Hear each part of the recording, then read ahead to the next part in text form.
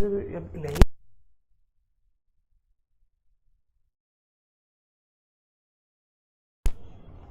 एक बार दोबारा बता दी, वॉइस नहीं आ रही, नहीं आ रही, नहीं आ रही अब।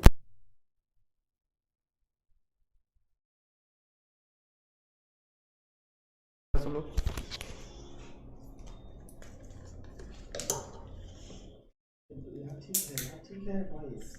एक सेकंड, पीछे से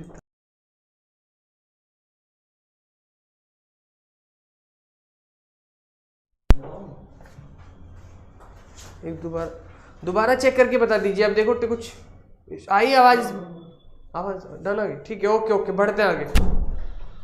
हो गई क्लियर? भाई देखो टेक्निकल का यही होता है, ऑफलाइन में तो सीधे आवाज जाती है, कोई रोक नहीं सकता उसे। से अब आ रही होगी, अब दोबारा से लाइव करिए, बिल्कुल अब आ रही होगी आपके पास, मेरे आपके पास अब आ रही होगी, अब क्लियर बता दीजिए एक बार। अब आ रही, ठीक है, थैंक यू, ठीक है, चलो स्टार्ट करते हैं। अब आ रही है ना? ओके ओके ओके, अब आ रही है, okay okay okay okay okay. आज कौन सा डे बताएगा कोई? कौन सा दिन है आज? वर्ल्ड वाइल्ड लाइफ डे होता है आज के दिन। कौन सा दिवस मनाया जाता है? वर्ल्ड वाइल्ड लाइफ डे होता है आज के दिन, वर्ल्ड वाइल्ड लाइफ डे। आज कौन सा दिन मनाया जाता है? वर्ल्ड वाइल्ड लाइफ डे, ठीक है। तो आज कौन सा दिन मनाया जाता है? ठीक है, अब आ रही है, ओके, चलो सेशन को आगे बढ़ाते हैं, ठीक है। देखिए ये जो आपका क्वेश्चन है ना, ये आपसे पूछ रहा है किसमें? ये आपका प्रश्न जो है बड़ा अच्छा प्रश्न है। देखो कैसे, ये आपसे पूछ रहा है ऋग्वैदिक, आपका ऋग्वैदिक और किसका? इंडस वैली सिविलाइजेशन, अर्थात सिंधु घाटी सभ्यता और ऋग्वैदिक के कल्चर को जोड़ के प्रश्न पूछ लिया कि ऋग्वैदिक कालीन आर्यों और सिंधु घाटी के लोगों, आपको मैंने बताया था ऋग्वैदिक के व्यक्ति को क्या कहा जाता था? आर्य कहा जाता था, आपका आर्य कहा जाता था। तो ऋग्वैद के लोग आर्य और सिंधु घाटी सभ्यता के लोगों के बीच में सांस्कृतिक संबंध क्या है, कल्चर इक्वलिटी क्या है, तो वो इसने अंतर पूछा, क्या अंतर है, डिफरेंस क्या है, तो उसने कुछ उसके लिए कुछ क्वेश्चंस में पॉइंट दिए हैं। तो नंबर 1 पॉइंट देखते हैं आपका कि ऋग्वैदिक कालीन आर्य जो ऋग्वेद के व्यक्ति थे, कवच और सिर शस्त्राण यानी हेलमेट, सर पे हेलमेट का उपयोग करते थे, जबकि सिंधु घाटी सभ्यता के लोग इनका उपयोग का कोई साक्ष्य नहीं था। सीखो, सिंधु घाटी का इसे 1 मिनट के लिए इसे करते छोड़ते हैं। अगला पॉइंट देखते हैं। ऋग्वैदिक कालीन आर्यों को स्वर्ण यानी सोना चांदी और ताम्र का ज्ञान था। ऋग्वेद में आपका क्या था? सोना चांदी ताम्र मीन्स तांबे का ज्ञान था, जबकि सिंधु घाटी के लोगों को केवल तांबा और लोहे का। भाई गलत हो गया, क्यों?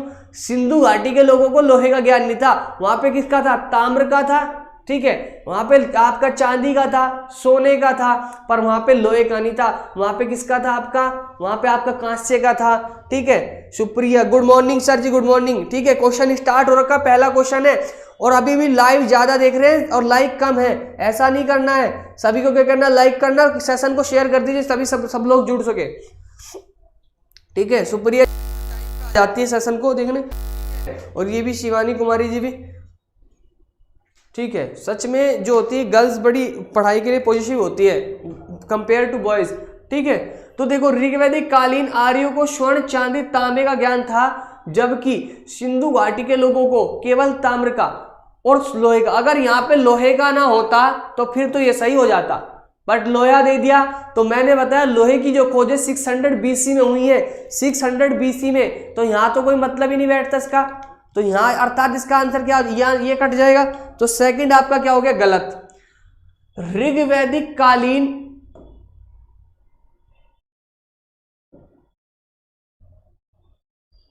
एक सेकंड,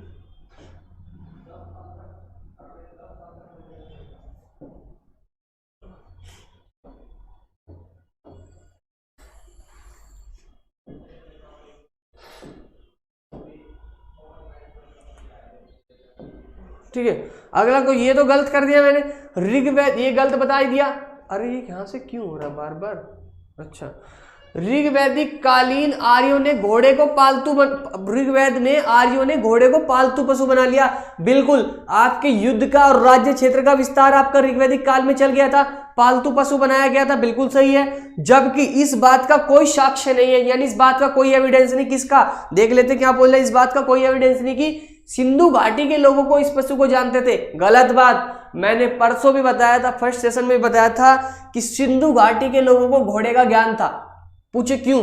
क्योंकि सुरकोटडा साइट से आपका क्या मिले? घोड़े की हड्डियां मिली है, घोड़े की अस्थि मिली है, घोड़े की बोन्स मिली है, हॉर्स बोन्स मिली है, घोड़े की अस्थि मिली है, घोड़े की हड्डी मिली है। कुछ भी समझो, बोन्स हड्डी बात एक ही है, अस्थि बोल दो, वो वहां से मिली है। तो कैसे कह सकते हैं हम कि सिंधु घाटी के लोग घोड़े को नहीं जानते थे? जानते थे, यानी ये फैक्ट भी आपका गलत हो गया। तो यानी अब देखते हैं पहले फैक्ट पे जाते हैं, अर्थात ऋग्वैदिक कालीन आर्य कवच और शिस्त्राण हेलमेट का प्रयोग करते थे। ये बात बिल्कुल सही है, ठीक है। जबकि सिंधु घाटी सभ्यता के लोग इनका कोई उपयोग नहीं करते थे। देखो सिंधु घाटी के सभ्यता के लोग, वहां पे कोई भी ऐसा युद्ध वगैरह का कंसेप्ट नहीं दिखा, और वहां पे कभी भी मतलब बड़ा शांति प्रिय जगह दिखी है एविडेंस के आधार पे। और दूसरी बात, ऋग्वैदिक में आपका लोहे का ज्ञान नहीं होता, पर ऋग्वैदिक के एंड में, उत्तर वैदिक की शुरुआत में आपका लोहे का ज्ञान हुआ था। जहां पे आपका, जब आपके क्या जन बने थे, जनपद बने थे, महाजनपद नहीं जनपद, तो वहां पे लोग हेलमेट बना दिया था आदमी ने, ठीक है। पर आपका इंडस वैली में हेलमेट का कंसेप्ट नहीं था। तो आपका पहला क्वेश्चन आंसर से पहला प्रश्न सही हो जाता है। तो आंसर क्या होगा? केवल एक। देखो अपने आप में तो क्वेश्चन एक है, पर प्रश्न देखो इसमें कितने हैं, प्रश्न देखो इसमें कितने बिल्कुल सही आंसर दिया है। और ये आपको बता दूं, ये आपका 2017 में आईएएस में क्वेश्चन पूछा गया है। अगर आप ये क्वेश्चन कर सकते हो कल्चर का, तो आपने समझो एक क्वेश्चन आईएएस का किया है, ठीक है। तो 2017 का आईएएस का क्वेश्चन है, ठीक है। जो तैयारी करते हैं वो भी कभी प्रीवियस ईयर नहीं उठा के देखते, पता नहीं चलता कहां से यूपीपीएससी आपका अब कॉपी कर रहा है पूरा प्योर सिम टू सिम, कहां का? आईएएस का।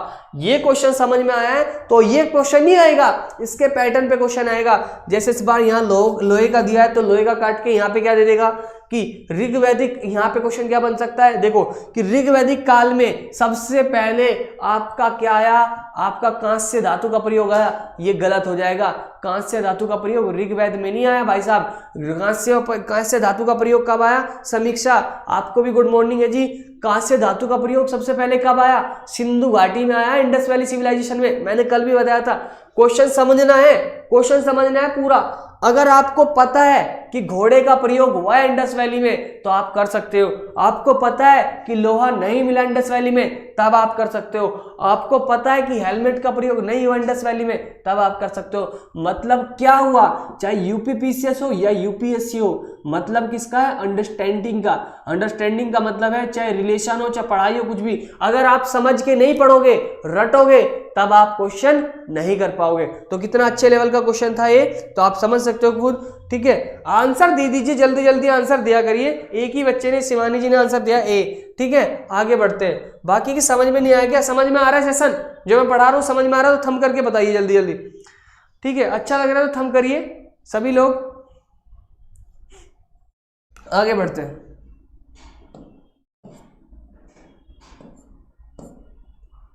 ठीक है, तीसरा क्वेश्चन देख लेते हैं।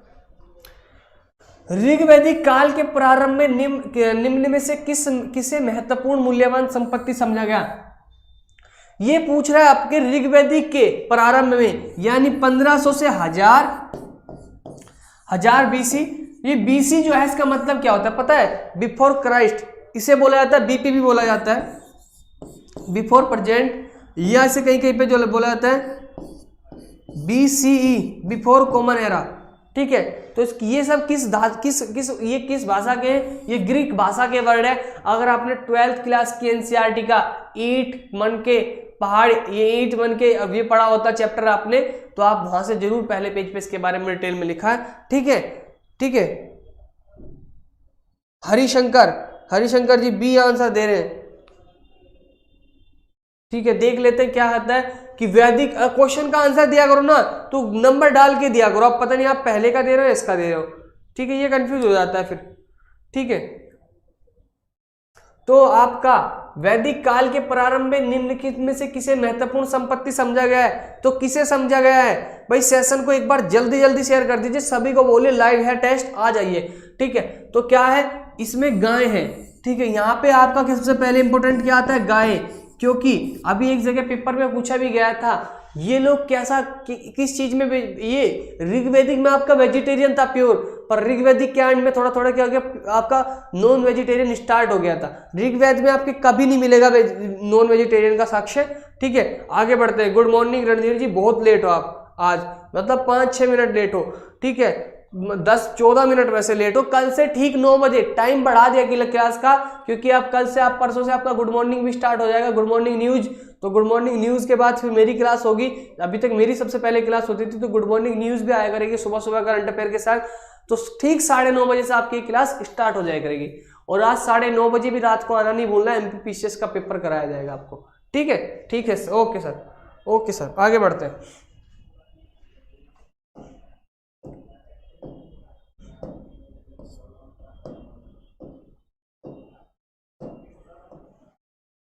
देखो, ऋग्वेद की मूल लिपि थी, ये लिपि पूछ रहा है। जैसे हिंदी है अभी भाषा है, उसकी लिपि क्या है? आपकी देवनागरी लिपि है। तो जो ऋग्वेद की थी उसकी लिपि क्या थी? लिपि बताइए। टाइम नहीं मिलता है सर। अच्छा, टाइम नहीं मिलता, क्या करते हो आप लोग? ऐसा जॉब करते हो क्या रणधीर जी? ठीक है, सेशन को शेयर कर दीजिए सभी लोग, एक बार शेयर कर दीजिए जल्दी जल्दी। ठीक है,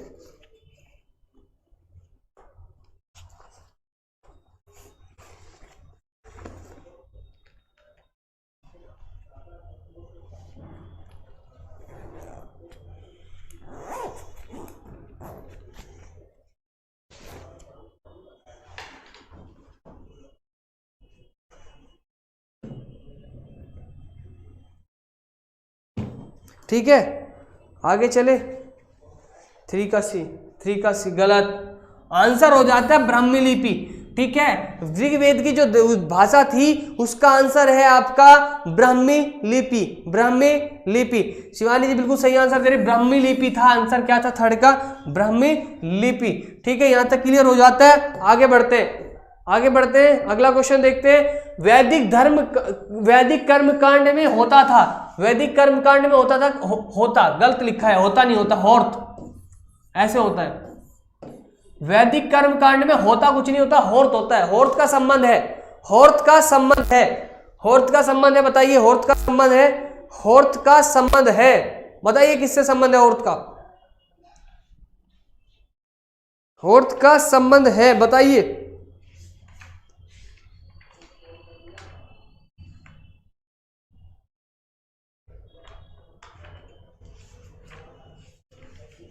बताइए जल्दी जल्दी।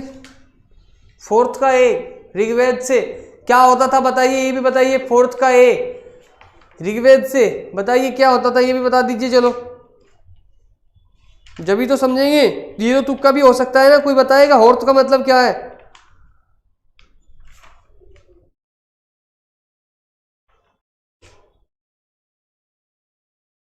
बताइए। चलो मैं बता देता हूँ। जो वैदिक पीरियड में आपके स्टार्टिंग में 3 वेद लिखे गए, जो कल बताया था, वेद लिखे गए, वेद नहीं वेद। आपका ऋग्वेद लिखा गया, यजुर्वेद लिखा गया, सामवेद लिखा गया। इन्हें त्रय भी बोलते हैं, त्रय मतलब 3 वेदों को त्रय बोलते हैं। ऋग्वेद के जो आपके क्या होते हैं, इसके जो पढ़ा, जब चली गए लो हम पूरा साफ कर देते हैं। ठीक है, जो वैदिक पीरियड में ऋग्वेद होता था, ऋग्वेद को जो प्रोनाउंसिएशन करने वाला था या पुरोहित, जो उसका सिंपल सा वर्ड समझो, ऋग्वेद का जो पुरोहित होता था, पुरोहित जो समझते हो ना, जो ऋग्वेद का एक तरीके से पंडित होता है ऋग्वेद का। भाई देखो, ये जो लाइव है सेशन को प्लीज लाइक कर दिया करिए। लाइव ज्यादा होते हैं, लाइक कम होते हैं, बहुत अच्छा बात नहीं लगती, तो प्लीज लाइक कर दीजिए करें। ठीक है, तो वैदिक पीरियड के जो ये होते थे पुरोहित, उन्हें क्या बोला जाता है? होर्त बोला जाता था। तो ऋग्वेद के जो ऋग्वेद के पुरोहित होते थे, ये पूछा जाता है वैदिक कर्म कांड में होर्त कौन होता था? तो ऋग्वेद से होते थे। ऋग्वेद के क्या होते थे? पुरोहित। ऐसे भी क्वेश्चन बन सकता है कि ऋग्वेद के पुरोहित को क्या कहा जाता है? होर्त। तो ऋग्वेद या फिर समझ लेते हैं ऋग्वेद के पुरोहित को क्या कहा जाता है? होर्त। क्वेश्चन ऐसे ही बन सकता है, ऋग्वेद में पुरोहित, होर्त क्या होता था? पुरोहित। ठीक है, यही पूछना जा रहा है कि कर्म कांड में होर्त का संबंध है, ये किस वेद से? इसने वेदों से पूछ लिया, तो आंसर हो गया ऋग्वेद। तो 4 क्वेश्चन बन गए इसी से। ठीक है, इसी से कितने क्वेश्चन बन गए आपके? 4। ठीक है, आगे बढ़ते हैं। योग्य, यज्ञ, यज्ञ नहीं होता था, समझ गए ना, पुरोहित होता था। यज्ञ नहीं होता था, पुरोहित होता था। ठीक है, समझ गए? ठीक है, आगे बढ़ते हैं। हिंदू पौराणिक कथा के अनुसार, जो हिंदू की कथा, हिंदू धर्म में जो कथा है, समुद्र मंथन हेतु किस सर्प ने रस्सी के रूप में काम किया था? बताइए, किस सर्प ने रस्सी के रूप में काम किया था? मुझे पता है इसका आंसर सब लोग क्या देंगे और सब गलत देंगे, मुझे जहां तक लगता है। अब देखते हैं, अच्छा ना, जो भी अच्छा आंसर, सही आंसर देगा उसका भी मैं अनाउंसमेंट करूंगा। नाम यहां से बताइए जल्दी जल्दी नाम। पौराणिक कथा के अनुसार समुद्र मंथन हेतु किस सर्प ने रस्सी के रूप में स्वयं को क्या किया था? प्रस्तुत किया था, खुद को प्रेजेंट किया था। किसके रूप में? आपके सर्प के रूप में प्रेजेंट किया था खुद को। बताइए क्या नाम है इनका? उन सांप को क्या बोला जाता था? बताइए बताइए। 5 का बी, ओके। और किसी का आंसर बी? ओके, ये तो मुझे लग रहा था सब गलत देंगे, बिल्कुल सही आंसर दे रहे हैं। तो शिवानी जी भी और रणधीर जी भी और सभी ने आंसर बिल्कुल सही दिया है। 5 का बी, शेषनाग नहीं होता था कभी, शेषनाग सोचे, ये गलत है। आंसर है वासुकी। ठीक है, आंसर क्या हो जाता है? वासुकी। तो 5th का आंसर हो जाता है वासुकी। 6 नंबर पे चलते हैं, 6 नंबर का क्वेश्चन देखते हैं। पुराणों की संख्या कितनी थी? पुराणों की संख्या कितनी थी? ये क्वेश्चन नहीं है, क्वेश्चन मैं दूसरा पूछता हूं। चलो ये तो सबको ही पता होगा। पुराणों की जो रचना की थी वो किसने की थी, वो मुद्दा है, वो बताइए। चलो, पुराणों की रचना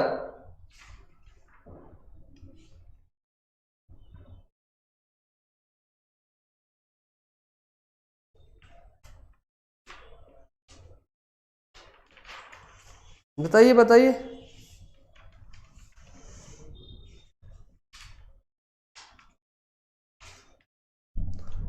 डाउट है? डाउट क्या है जी? डाउट बताइए आपका। समीक्षा जी पहले डाउट बता दीजिए जल्दी से।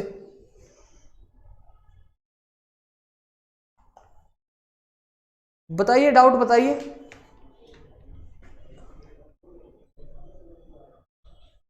पता नहीं? अच्छा, पहले संख्या बताइए। चलो, 18 संख्या होती थी, ये तो पता है। तो लोहमर्ष ऋषि, लोहमर्ष ऋषि, लोहमर्ष ऋषि, एक मिनट,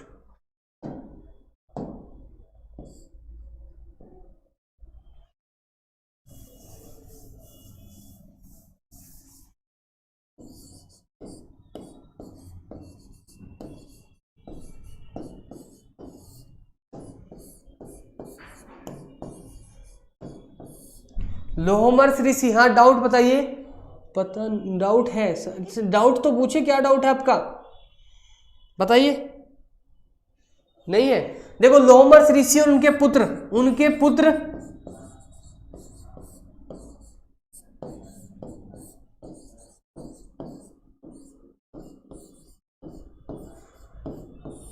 उग्र शर्मा द्वारा।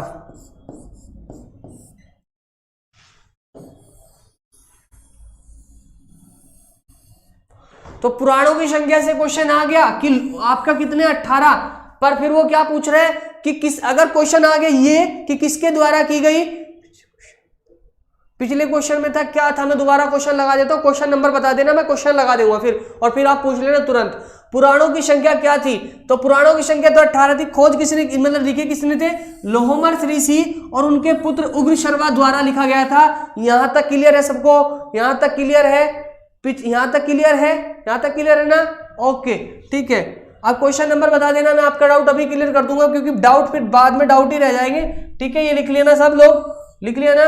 देखो, हो गया ना कि पुराणों की संख्या से क्वेश्चन आ गया। पर वो वहां से अगर रचित पूछ लेता, रचना पूछ लेता, तब क्या करते? बताइए बताइए बताइए। ठीक है, तो आंसर क्या हो गया? 18, और ये इसका आंसर हो गया। किस काल में अछूत की अवधारणा को स्पष्ट के रूप में उद्गत किया गया है? किस काल में? किस काल में? बताइए बताइए। ऋग्वेद में, उत्तर वेद में, उत्तर गुप्त काल में, धर्मशास्त्र के समय? बताइए बताइए, किसमें था?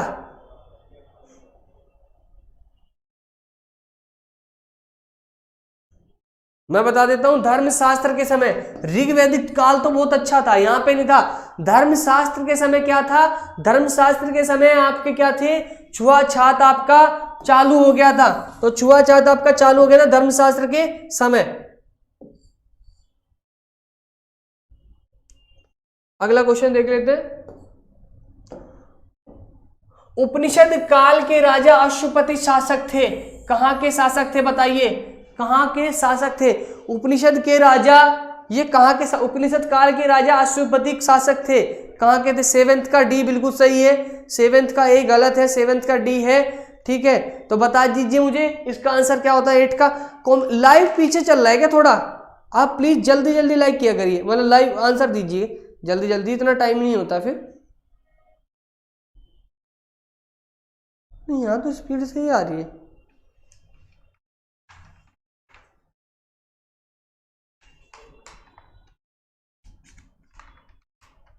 बता दीजिए आंसर।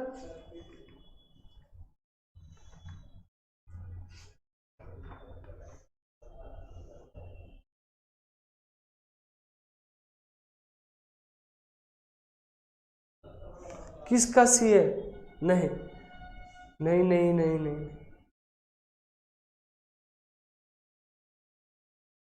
एट्थ का बी बिल्कुल सही, एट्थ का क्या है बी, ये गूगल करके तो नहीं बताते, एट्थ का क्या है बी, बी ठीक है जी बी, एट्थ का क्या है आपका बी के का। उल्टा ऊपर देखते हैं, नाइन्थ, उपनिषद पुस्तकें हैं, किस पर आधारित है उपनिषद पुस्तक, उपनिषद का क्या मतलब होता है, अर्थ देखते हैं उपनिषद का अर्थ क्या होता है।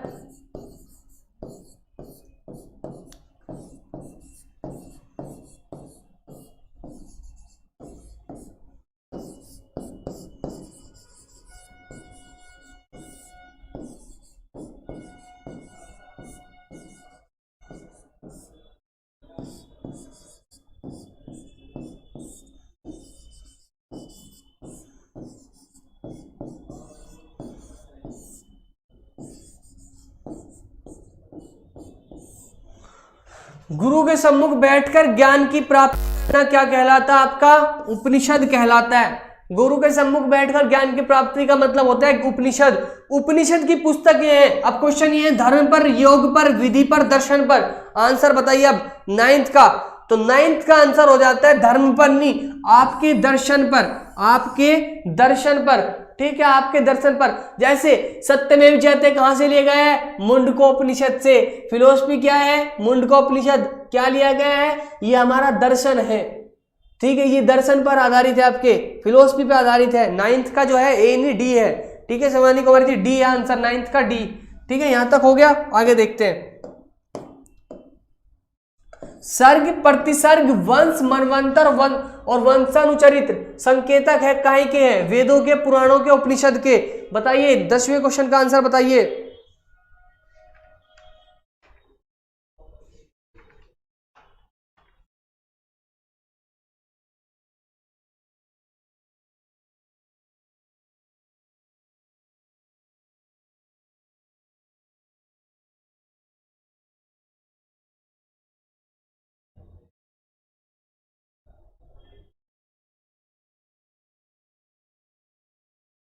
बताइए 10वें क्वेश्चन का आंसर।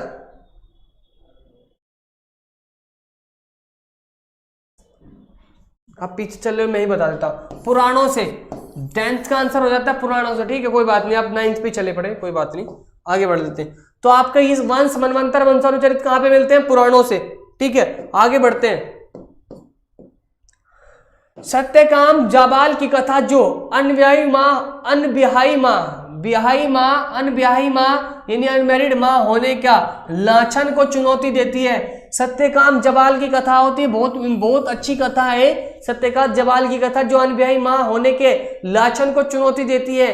अनब्याही माँ होने के लाछन को चुनौती देती है, जी हाँ, ये आपका किस में उल्लेखित है, जबाल उपनिषद में, प्रश्नोपनिषद में, छांदोग्य उपनिषद में, कठोपनिषद में। ये हमारे दर्शन है जो हमें फिलोसफी बताते हैं। तो ये वाली स्टोरी आपकी किस में है, बताइए मुझे क्वेश्चन का आंसर। 10th का सी अब तक दे रहा हूं, 11th का आंसर मांग रहा हूं, ठीक है, बताइए बताइए। एक मिनट, 11th क्वेश्चन नहीं कराया मैंने। अच्छा 11th छोड़ दिया, 12th पे आ गया। ठीक है 12th का देख लेते हैं। 12th कराइए, तो 12th का देख लेते हैं। 12th का क्या बताइए, तो 12th का है आपका प्रश्नोपनिषद। क्या है? प्रश्नोपनिषद, यानी ये आपका प्रश्नोपनिषद में स्थित है। सॉरी ये वाला ना, ये प्रश्नोपनिषद में नहीं है, ये आपका गलत है, प्रश्नोपनिषद में नहीं है। सत्यकाम जबाल ना, सत्यकाम जबाल जो है आपका, एक सेकंड, ये छांदोग्योपनिषद में है, ये आपका छांदोग्योपनिषद में है। 100% ये आपका छांदोग्योपनिषद में है, ये छांदोग्योपनिषद में। ठीक है जी। 11th क्वेश्चन देख लेते हैं। 11th देख लेते हैं। 11th क्वेश्चन देखते हैं। वैदिक देवमंडल में निम्नलिखित में से कौन से देवता को युद्ध का देवता कहा? 250 होते हैं किसके? इंद्र भगवान के। ठीक है, इन्हें कहा जाता है पुरंदर। क्या कहा जाता है? पुरंदर, अर्थात किलों को तोड़ने वाला। क्या कहा जाता है? पुरंदर। दूसरा क्या कहा जाता है इन्हें? वर्षा का देवता। वर्षा का देवता, वर्षा का देवता भी किन्हें कहा जाता है? इन्हें। ठीक है, पर आपके जो वरुण है इन्हें कहा जाता है जल का देवता। इन्हें कहा जाता है जल का देवता, ना कि वर्षा का देवता। और जो आपके इंद्र है इन्हें ही कहा जाता है आपका युद्ध का देवता। युद्ध का देवता।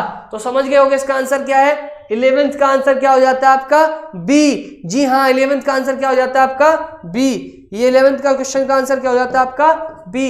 12th मैंने कराई थी, 13 पे आते हैं, तो 13 नंबर के पे जाते हैं। 13 नंबर का क्वेश्चन देखते हैं। 13 नंबर के क्वेश्चन में कि किस उपनिषद का शाब्दिक अर्थ, शाब्दिक अर्थ पूछा, इसका अर्थ क्या है? सफेद घोड़ा, अर्थात इसका अर्थ सफेद घोड़ा किसका अर्थ होता है? किस उपनिषद का?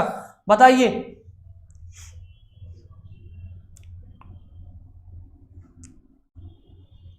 बता दीजिए।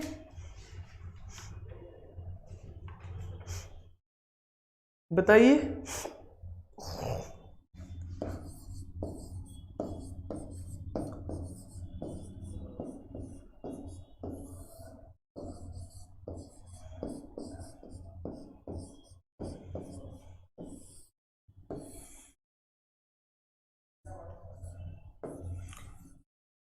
समझ गए? इनमें से कोई नहीं। तो आंसर क्या हो गया? आंसर हो गया ई। बिहार पीसीएस में क्वेश्चन पूछा गया, राजस्थान पीसीएस में आपका प्रश्न आया हुआ है। ठीक है, ये आपका प्रश्न कहाँ पे? छत्तीसगढ़ पीसीएस में, राजस्थान पीसीएस में, बिहार पीसीएस में आया है। यूपी में भी आ सकता है। जो है श्वेता स्वतर उपनिषद जो है वो सफेद घोड़े का सिंबल है। इनमें से कोई नहीं है। 13 का डी नहीं, 13 का ई होगा। 13 का क्या होगा? ई होगा, ई, ना कि डी होगा। ठीक है, ओके। 14 देखते हैं। जीविकोपार्जन हेतु वेद वेदांग पढ़ाने वाला अध्यापक कहलाता है। वेद वेदांग पढ़ाने वाला, देखो ऋग्वेद को पढ़ाने वाला तो होर्थ होता है, मैंने बताया ऋग्वेद को पढ़ाने वाला तो कौन होता है? होर्थ होता है। और आपको वेद और वेदांग पढ़ाने वाले को क्या? वेदांग मीन्स आपके वेदांत वाला जिसे बोला जाता है उसे बोला जाता है आपका उपाध्याय। उन्हें क्या बोला जाता है? आपका उपाध्याय। तो उपाध्याय कहा जाता था। ठीक है, कहलाता है क्या? कहलाता है वेद वेदांग पढ़ाने वाला Upadhyay. Abhishek Yadav, Abhishek Yadav question A answer किस चीज का कर रहे हो? आचार्य। अच्छा, इसका कर रहे हो। AMI 14 का सी। ठीक है, प्लीज सभी लोग शेयर कर दीजिए एक बार, ताकि सभी और बच्चे जुड़ सके। ठीक है, जो सभी लोग अभी लाइव देख रहे हैं लाइक कर दीजिए, सभी लोग लाइक कर दीजिए प्लीज। ठीक है, लाइक कर दीजिए और शेयर कर दीजिए। ठीक है, 14 हो गए। अब देखते हैं 15। प्राचीन भारत के समाज में प्रसंग में निम्नलिखित शब्दों में से कौन सा शब्द शेष 3 के वर्ग का नहीं है? ये पूछ रहा है कि इनमें से कौन सा शब्द शेष 3 के वर्ग का नहीं है, यानी कुल, वंश, कोश, गोत्र। कुल, वंश, कोश, गोत्र, इनमें से अलग कौन सा है? बताइए। 15 का आंसर बताइए, डाल के आंसर करिए। ठीक है, बताइए। एक सेकंड, क्या हो गया? ठीक है, बताइए।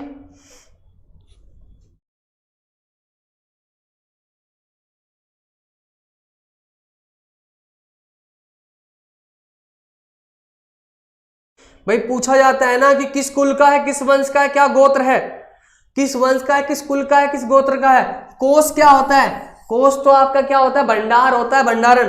भाई जैसे राजस्व कोष, ठीक है, ये कोष वाला शब्द दे दिया, पर ये कोष, ये वाला कोष का ही मतलब है कोष। ये वाला कोष जो होता है ना, उसी को ये बोल रहा है कोष। ठीक है, तो ये आपका कुल, वंश, गोत्र, जाति, ये सब एक ही है। कुल, वंश, गोत्र, जाति, धर्म, ये सब एक वर्ड हो सकते हैं। किस धर्म से है, किस जाति से, किस कुल से, किस वंश से है। आंसर क्या है अलग इसमें, कोष। तो ये देखो कितना आसान सा क्वेश्चन था। और ये भी आपका आईएएस प्री 1996 में पूछा गया था। आपको भले ही आसान लग रहा है, 1996 में आईएएस में पूछा गया क्वेश्चन है। और आईएएस में जितने भी प्रश्न होते हैं वो लॉजिक के साथ पूछे जाते हैं, अंडरस्टैंडिंग वाले क्वेश्चन पूछे जाते हैं। तो ये भी आपका क्वेश्चन रिपीट हो सकता है, इसलिए मैं ये क्वेश्चन भी लेके आया हूं। ठीक है, अगला क्वेश्चन देखते हैं 16 नंबर पे। ऋग्वेद में ऋचाएं, तो ऋग्वेद में कितनी 10 मंडल है। कितने मंडल है, 10 मंडल है। कल भी बताया था, पहला और 10वां मंडल सबसे बाद में जोड़ा गया है। तीसरा मंडल विश्वामित्र के द्वारा है। 9वां मंडल को सोम को समर्पित है। 10वें मंडल के पुरुष सूक्त में पहली बार गोत्र शब्द का यूज आता है। ये बातें मैंने कल ही बताई थी। आगे अभी देख लेते हैं। 10 मंडल है, 1028 सूक्त है, 1028 सूक्त है। और सूक्त को ही क्या बोला जाता है, आपका ऋचाएं बोली जाती है। तो 10 मंडल 1028 सूक्त, तो ऋचाएं कितनी हुई 1028। तो डेट सेट आंसर क्या हो जाता है आपका आंसर हो जाता है 1028। यहां तक क्लियर है, यहां तक क्लियर है। अगर सेशन अच्छा लग रहा है तो प्लीज सेशन को शेयर कर दीजिए। और क्या करना है, साथ साथ थंब करके दिखा देना है कि अच्छा लग रहा है सर। ठीक है, मैं भी थोड़ा मोटिवेट हो जाता हूं। ठीक है, तो क्या करना है, बता दीजिए सेशन अच्छा लग रहा है, लिख दिया करिए सर मजा आ रहा है, अच्छा लग रहा है। ठीक है, आनंद के साथ पढ़ाई हो ना तब अच्छा लगता है। ठीक है, आनंद आ जाए, इस प्रकार के क्वेश्चन हो कि सीखने को मिल जाए। ठीक है, देखो क्लास करना ये सब पढ़ाई नहीं होती, पढ़ाई होती है अगर कुछ इस एसेट के रूप में आपके पास इकट्ठा हो जाए। जैसे आपने पढ़ा कि 10 मंडल होते हैं, पहला और 10वां सबसे बाद में जोड़ा गया। तीसरा मंडल विश्वामित्र ने लिखा, जिसमें गायत्री मंत्र है जो अनार्यों को आर्यों में कन्वर्ट करने के लिए होता है। जो तीसरा जो आपका 9वां मंडल है वो सोमदेव को समर्पित है। 10वें मंडल के पुरुष सूक्त में ही आपका गोत्र सबसे पहली बार शब्द यूज है। तो शूद्र का उपयोग भी 10वें मंडल में पहली बार हुआ है। तो ये जिस प्रकार के क्वेश्चन है, तो ये आपके अगर ये आपके अंदर उतर गए तो असेट हो गया क्वेश्चन का, यानी आपकी पूंजी हो गई एक तरीके से। अगर अच्छा लग रहा है तो बता दीजिए कि अच्छा लग रहा है सेशन, और तुरंत शेयर कर दीजिए। ठीक है, ओके आगे बढ़ते हैं।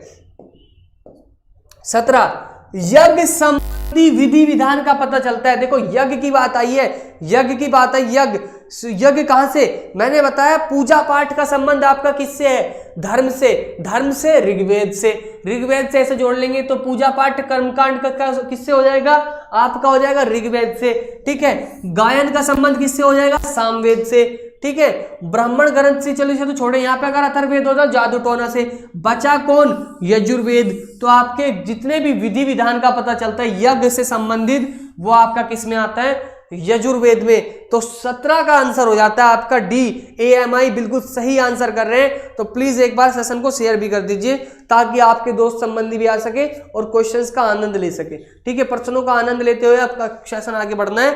ठीक है, 17 18 देखेंगे। निम्नलिखित में से किस एक वैदिक साहित्य में मोक्ष, जो मोक्ष की बात करते हैं हिंदू धर्म में, जैन धर्म में किसकी बात करते हैं, केवल्य की। बौद्ध धर्म में किसकी बात करते हैं, महापरिनिर्वाण की। और यहीं से मैं अगला टॉपिक बता देता हूं। अगला टॉपिक कल कौन सा लेके आ रहा हूं मैं, कल टॉपिक आएगा बुद्ध धर्म। कौन सा धर्म आएगा, बौद्ध धर्म। बुद्धिज्म पढ़ाया जाएगा, कल पढ़ाया क्या जाएगा, टेस्ट लिया जाएगा बुद्धिज्म का। तो जिसको भी अपना तैयार करना, कल बुद्धिज्म पढ़ के आ जाना है, तभी क्वेश्चंस का पता चलेगा कि सही हो रहे गलत हो रहे। ठीक है, बुद्धिज्म कल थोड़ा बहुत पढ़ लेना। ठीक है, सिंपल सा तो विकिपीडिया में पढ़ लेना, नोट्स बना रखे तो नोट्स पढ़ लेना, वरना कोई बुक पढ़ लेना। उसके बाद सेशन अटेंड करना, तब देखना कितना मजा आएगा। ठीक है, इस तरीके से पता भी नहीं चलेगा कब में आपकी तैयारी कंप्लीट हो गई। ठीक है, तो ये पूछ लेते हैं कि निम्नलिखित वैदिक साहित्य में मोक्ष की बात, तो मोक्ष कहां पे मिला है, मोक्ष की बात कहां पे हुई है, बताइए 18 नंबर के क्वेश्चन में। 18 नंबर के क्वेश्चन में बताइए।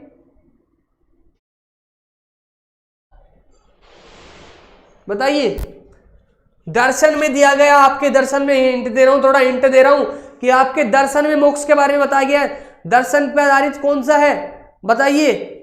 अरे बताया तो था साहब, दर्शन पे आधारित उपनिषद है। आंसर क्या हो जाता है, उपनिषद। तो आंसर क्या हो गया इसका, 18 का डी आंसर हो गया। क्या आंसर हो गया, डी। ठीक है, क्लियर हो गया यहां तक, ओके।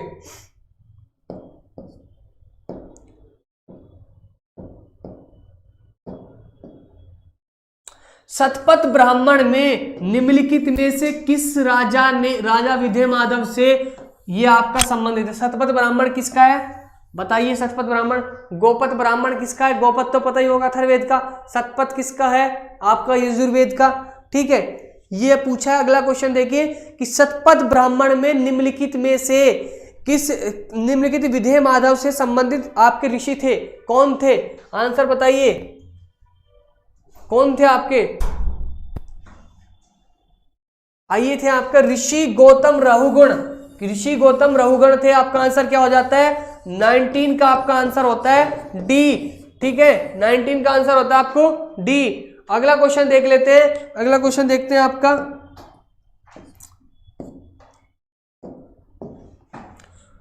उत्तर वैदिक काल में निम्नलिखित में से किनको आर्य संस्कृति का धुर समझा जाता है? देखो, किसको आर्य संस्कृति का धुर समझा जाता है? 18 का सी भाई टाइम, हाँ 18 का सी बिल्कुल। 18 का भाई नंबर डाल दिया करो प्लीज। ठीक है, जब मैं कमेंट देखता हूँ तो ना फिर दिमाग ऐसे पता नहीं ये बच्चा कहाँ का बोल रहा है, तो क्वेश्चन के साथ नंबर डाल दिया करो। ठीक है, ये बताइए अगला 19 का क्वेश्चन आंसर। 19 तो हो गया ना, 20 का। आर्य संस्कृति का धुर उत्तर वैदिक काल में किसको आर्य ये क्वेश्चन क्या? अंग, मगध, कौशल, विधेय, कुरु, पंचाल। ये पूछना चाह रहा है कि उत्तर वैदिक काल में जब आपके जन बनने लगे थे, गांव से जो आपके फिर जन बने, जो फिर जन से जनपद बने, फिर बाद में 600 बीसी में महाजनपद बने, तो यहाँ पे किसका धुर था? ये उन दो स्टेट का नाम पूछ रहा है जो बाद में महाजनपद बनते हैं, उन दो जन का नाम पूछ रहा है। अगंग, अंग, मगध ये आपके 600 बीसी में आते हैं, यहाँ पे नहीं आते।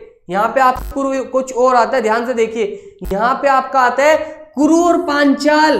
कुरु और पांचाल ये आपके उस टाइम पे श्रेष्ठ थे, कुरु और पांचाल। ये भी आपका क्वेश्चन यूपी पीसीएस मेंस 2007 में पूछा गया है। यूपी पीसीएस 2007 में क्वेश्चन आया है आपका। ठीक है, ओके आगे बढ़ते हैं। गोत्र शब्द का प्रयोग सबसे पहले हुआ है। अभी थोड़ी देर पहले बात में मैंने पूरा बताया था, जब ऋग्वेद बताया था। गोत्र शब्द का प्रयोग सबसे पहले बताइए किसमें हुआ है? मैंने बताया था आपको गोत्र शब्द का प्रयोग अभी 5 मिनट पहले ही मैंने 21 का आंसर बता दिया है। 10वें मंडल में पहली बार गोत्र शब्द का प्रयोग हुआ है, 10वें मंडल में पुरुष सूक्त में। तो आंसर क्या हो जाएगा? कहाँ आंसर है? ऋग्वेद कहाँ पे? ऋग्वेद ये रहा। ऋग्वेद कहाँ पे? सॉरी ऋग्वेद, अच्छा ये रहा बी। ऋग्वेद में आंसर क्या हो जाएगा? बी। तो 21 का आंसर क्या हो गया आपका? बी। आंसर क्या हो गया? बी। यहां तक क्लियर हो गया? यहां तक क्लियर है पक्का?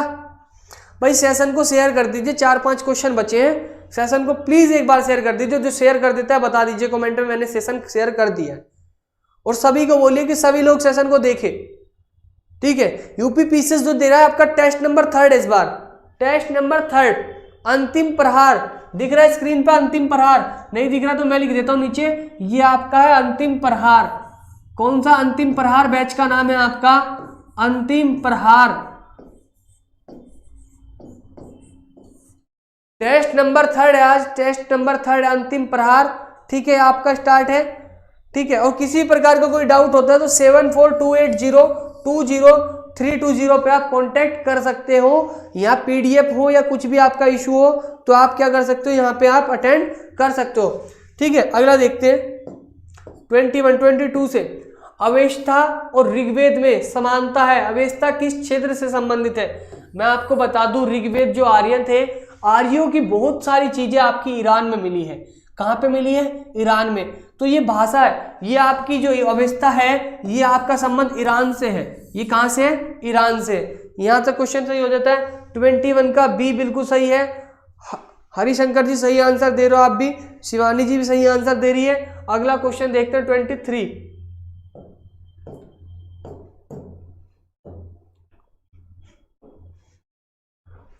ऋग्वेद में अघन्य का प्रयोग हुआ है। ऋग्वेद में अघन्य का प्रयोग हुआ है। जो लोग आज को इससे जोड़ेंगे ना, वो गलत तरीके से जोड़ रहे हैं, क्योंकि मैं आंसर दे देता हूं पहले ही। अघन्य का मतलब है गाय से, गाय के लिए। अघन्य का मतलब है जिसको मारा ना जा सके, जिसको मारा ना जा सके, जिसको मारा ना जा सके। कुछ ब्राह्मण लोग, कुछ पंडित लोग बोलते हैं, विद्वान लोग बोलते हैं कि ये बात हमारे वेदों में लिखी हुई है। हालांकि मैं सुनी सुनाई बातों पर विश्वास नहीं करता, पर थोड़ा लॉजिक के हिसाब से जोड़ लेते हैं कि जिस सदी में अघन्य का बुरा हाल होगा, अघन्य की इज्जत का उतारा जाएगा। अघन्य मतलब गाय मतलब जिसको मारा ना जा सके, उस सदी में महामारी आएगी। अभी कुछ सरकारों के द्वारा ये जो हिंदू मुस्लिम के इशू करा के गाय की सबसे बुरी हालत कर दी गई है। अभी आप दिल्ली जैसे शहर में जहाँ पे गांव में भैंस गाय बेची नहीं जा सकती, तो वही इंसान जो हिंदू धर्म के नाम पे गाय करता है, वही इंसान जब उसके खेत में गाय घुसी होती है तो वही डंडा मारता है। फिर क्या ये सच है कि आपको कर तो दिया, आप कहीं पे दिल्ली जैसे शहर में आप पुस्ता वगैरह रोड जो होते हैं, दिल्ली हाईवे जैसे रोड है, जैसे सादरा का जो पुल है, वहां पे आप देखोगे हाईवे के नीचे कम से कम आपको 20 से 25 गायें। दिल्ली जैसे शहर में, आपकी भारत देश की राजधानी में गाय का बुरा हाल हो रखा है। तो अघन्य शब्द जो है इस पे राजनीति तो हो गई, बट इसका सॉल्यूशन नहीं हुआ। ठीक है, गाय पवित्र माता है, इसका जो सॉल्यूशन करना चाहिए, जो आपका ये मुद्दा है, थोड़ा हटके मुद्दा है, पर फिर भी मैं कहता हूं जिसके घर में हो उसे इज्जत करनी चाहिए, ऐसे ही बाहर नहीं छोड़ देनी चाहिए। जब आप उसका दूध पीते थे तब तो आप इज्जत करते थे, दूध देना बंद तो भगा दी। ये सोचिए, जिस सदी में गाय की बेकदरी होगी, जिस सदी में गाय की इज्जत खराब होगी, उस सदी में महामारी आएगी। अभी अगर 3 साल 4 से देखें, 3-4 साल से इतनी बुरी हालत हो रखी, उससे पहले गाय की इतनी बुरी हालत नहीं थी, और अभी आपकी महामारी, आपकी कोरोना जैसा कुछ महामारी आई है। कुछ लोग जो साइंटिफिक तरीके से अपने आप को दिखाएंगे हम थोड़ा हटके हैं, वो कहेंगे चलो इस देश में गाय की बेकदरी हुई है, चाइना में क्या हो गया, वो क्या हो गया, अलग मुद्दा है, फिर कभी डिबेट हो जाएगी, फिर मैं पूरे लॉजिक के साथ बता दूंगा। अभी यहीं पे बात रोकते हैं। 23 का बी है, और अघन्य का अर्थ भी पूछा जाता है आपका एग्जाम में। अघन्य का अर्थ क्या होता है आपका? अघन्य का अर्थ होता है जिसको मारा ना जा सके, जिसको मारा ना जा सके उसे कहते हैं अघन्य। तो वो होती है आपकी गाय। तो गाय बड़ी इंपॉर्टेंट थी ऋग्वैदिक पीरियड में। ठीक है, तो आज के सेशन को यहीं पे रोकते हैं अभी। ठीक है, सेशन को यहीं पे रोकेंगे, और ठीक 9:30 बजे, रात को ठीक 9:30 बजे आपका नया सेशन लेके आ रहा हूं मैं। एमपीपीसीएस का 2019 का पूरा पेपर आज सॉल्यूशन कराऊंगा। जो एमपीपीसीएस दे रहा है उसके लिए तो गुड न्यूज है, जो नहीं दे रहा है एमपी के अलग से क्वेश्चन छोड़ के, बाकी जहां से भी हमें क्वेश्चन मिले, यूट्यूब पे कॉमेडी वीडियो देखने के बजाय अगर कहीं पे क्वेश्चन की प्रैक्टिस हो रही है और आपको पढ़ने में इंटरेस्ट नहीं आ रहा, पर क्वेश्चन जहां पे कराए जा रहे हैं वो कर लीजिए, क्योंकि प्रीवियस ईयर के क्वेश्चन सबसे अच्छा टीचर होता है। वो बताते हैं एग्जाम में क्वेश्चन कैसे पूछे जाते हैं, और कॉपी पे क्वेश्चन। ठीक है, तो ठीक है, रात को 9:30 बजे सभी को लाइव। अभी अपनी बात को यही रोकते हैं। ठीक है, अभी के लिए